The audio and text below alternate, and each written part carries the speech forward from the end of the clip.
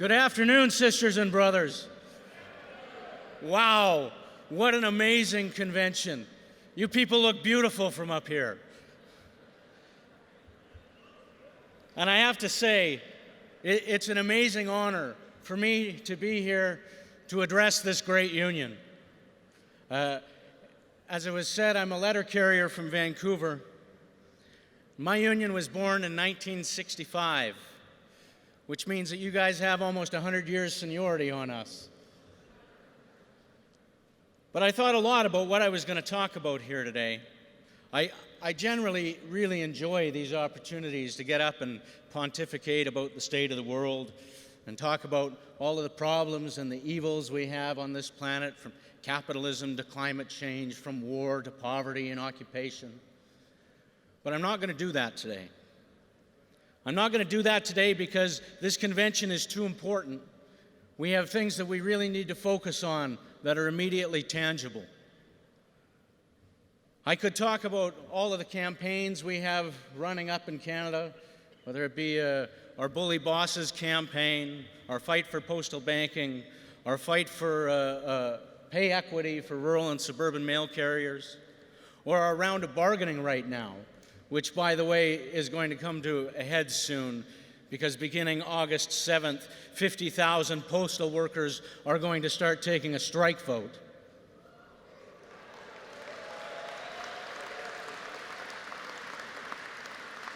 So I thought carefully about what I should focus on, and I thought that I should try to make it as relevant to the struggle that you guys have in front of you as possible. And for me, I think that means taking it back to the Save Canada Post campaign.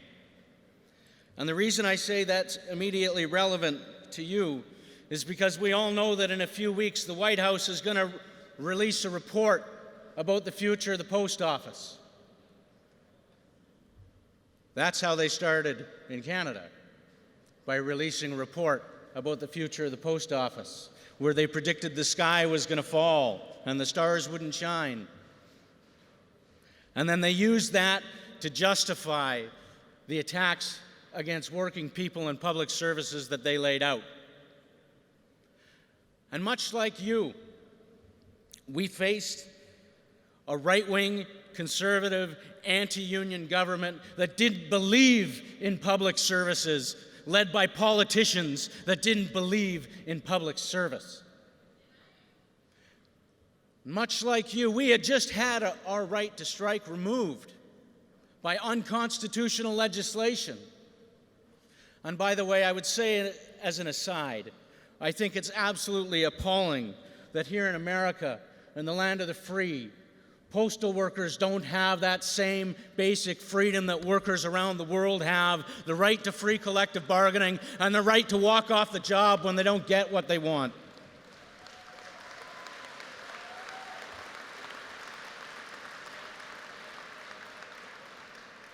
And even though we have the right to strike in Canada, every time we use it, they pull it away from us.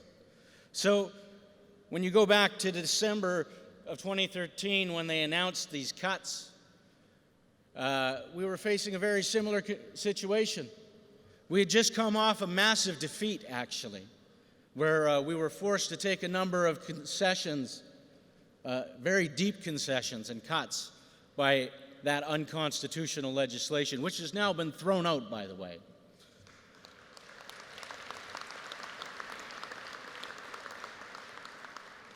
And that government then did one of the most cowardly acts in the history of the Canadian Parliament. They waited until the day after Parliament broke for Christmas to announce the complete destruction of the Postal Service. They hoped that maybe with the Christmas rush, people wouldn't notice, and that maybe by the time they got back to session in January, by the end of January, things would have blown over. And they were in for a rude awakening. Because within 24 hours of that announcement being made, postal workers from coast to coast to coast spontaneously occupied Conservative Member of Parliament offices all over the country to protest that.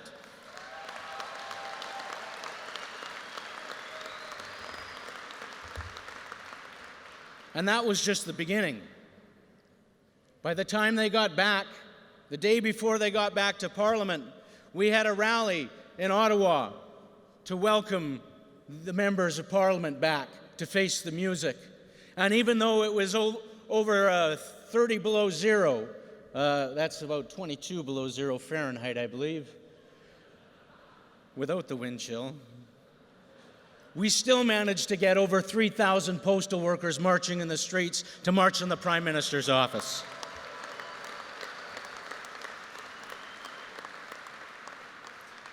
And we vowed that we were going to fight these cuts. We vowed that we were going to turn them back.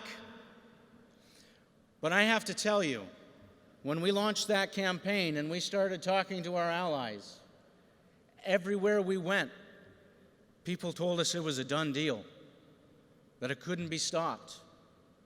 Even some of our own activists told us that. They thought that the government was just going to steamroll it. After all, they had a majority. They were going to roll right over top of us, and that things were pretty well finished. Well, we refused to believe that. We refused to. Now, I know there's a song that you're probably all familiar with, the anthem of this labor movement, Solidarity Forever. And I've always believed the first lines of that song, when the union's inspiration through the workers' blood shall run, there can be no power greater anywhere beneath the sun. We together, we're more powerful than any government.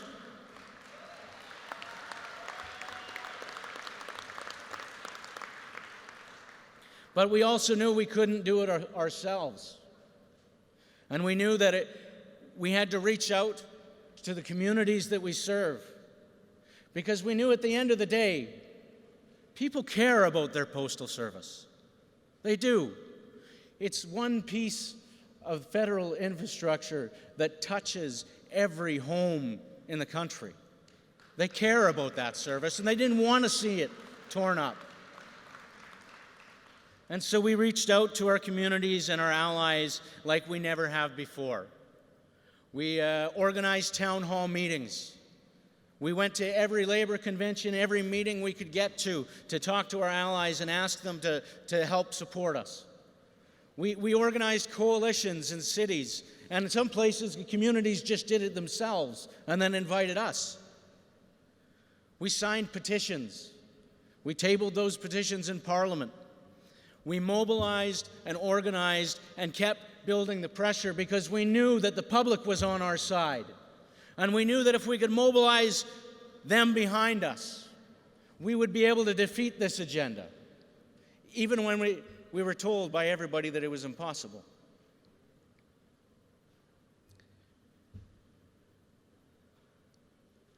Over the course of the next few years, we continued this campaign. We built a critical mass. We fought them on every plane we could think of. We even filed constitutional challenges and lawsuits.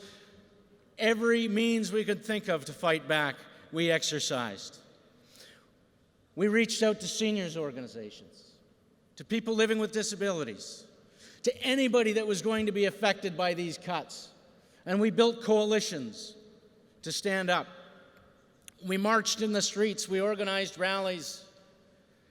And when it finally came to that federal election campaign in 2015, when we had a chance to bring people to the ballot box and make their voices heard, we knew we had a huge struggle. It was a huge campaign. Officially, my union's nonpartisan. We don't endorse political candidates. We managed to get a letter carrier elected to Parliament in 2015, and we didn't even endorse her. She's a good sister. But we did take the approach of telling our members to get out into the public and do everything they could to bring down that conservative government, because if they got in again, we knew that they would just destroy us.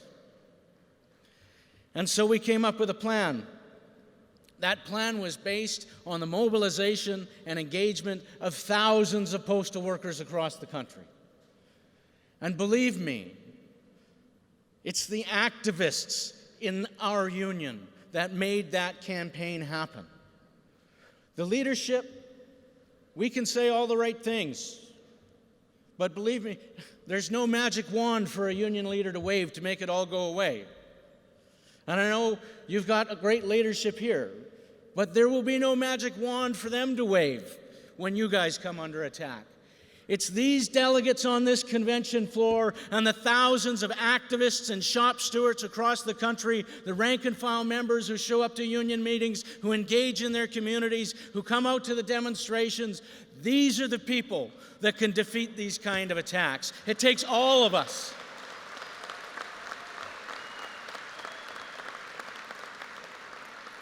And so we came up with a multi-pronged strategy. We took the previous election results and overlaid them onto the new electoral map so we could get a picture of where all of the weakest Conservative seats were. And then we overlaid onto that map a list of about 120 communities that were scheduled to lose their door-to-door delivery on or shortly after the election. So that gave us an idea of where we could have the biggest impact with our message. And then we bought an RV. We put a big wrap on it with all of our slogans. It said, "Save Canada Post, Stop the Cuts." And we drove that RV into every Tory swing seat in the country to mobilize from the ground.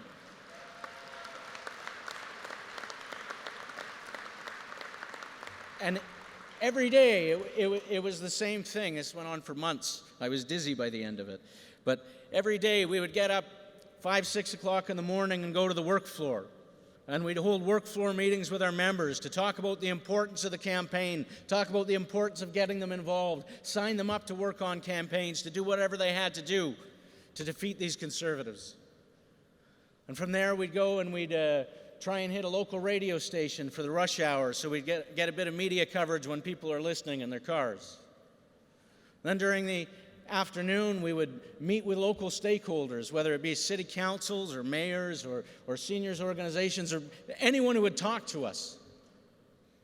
And then in the evening, we would organize a town hall meeting, an all candidates meeting on postal issues, where every candidate running in the election was invited to come and put forward their position. And you know what? The Conservatives didn't show up to a single one of them. So they were mostly met with empty chairs while all the opposition parties explained what they wanted to do. Throughout that campaign, over 100 million people saw, read, or heard news stories about the Save Canada Post campaign. We know that because of our media monitoring. That means on average, every person in the country heard at least 3 stories about us. That campaign, that mobilization turned the cuts at Canada Post into one of the top 5 ballot box issues that people decided their vote on. And on election day, we threw the Conservatives out. And the first act of that new government was to put in place a moratorium on the ending of door-to-door delivery.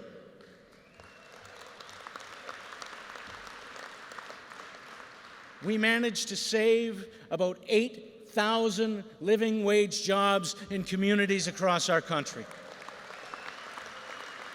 And we managed to save the Postal Service for people who relied on it. We also dared to dream big.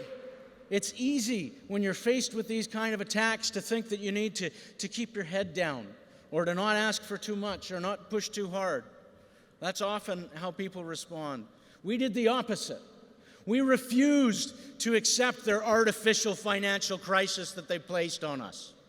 We refused to accept the paradigm of neoliberalism that had been imposed on the Western world for decades. We said, you know what? It is possible to build new public services. And we decided, just because we didn't have enough enemies already, we were going to take on the big banks and fight for postal banking.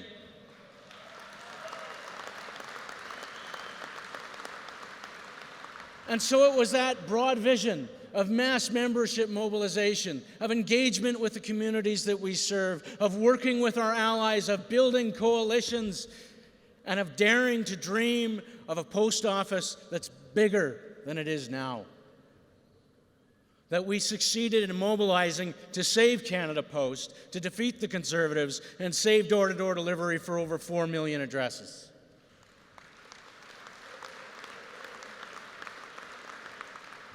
And so the real message that I'm here to tell you today, because we know that report's coming down from the White House, and call me a cynic, but I would bet my bottom dollar that that report was written before it was even called for. Mark my words, what is being prepared is probably one of the greatest attacks on the public postal service in the history of this country. And so that's why I said the Save Canada Post campaign is probably the best thing I can talk about, because you're facing a very, very similar situation. I hope that I'm wrong. You know, maybe that report will come out and it'll be all sunshine and roses and say your wages should be doubled. But I'm not holding my breath. So the real message that I wanted to get out to you today is that no matter how bad it looks, no matter how dark it gets, even when everybody tells you it can't be done, even when all of your allies tell you it's a done deal, even when some of your own members and activists say it can't be done, don't believe it, sisters and brothers. There is nothing more powerful in this country than the organized and mobilized working class. And if you stand together with your sisters and brothers and you fight and you refuse to accept their paradigm, you refuse to accept their cuts, you can win. You will win. I believe in you. We'll be here for you. We'll fight.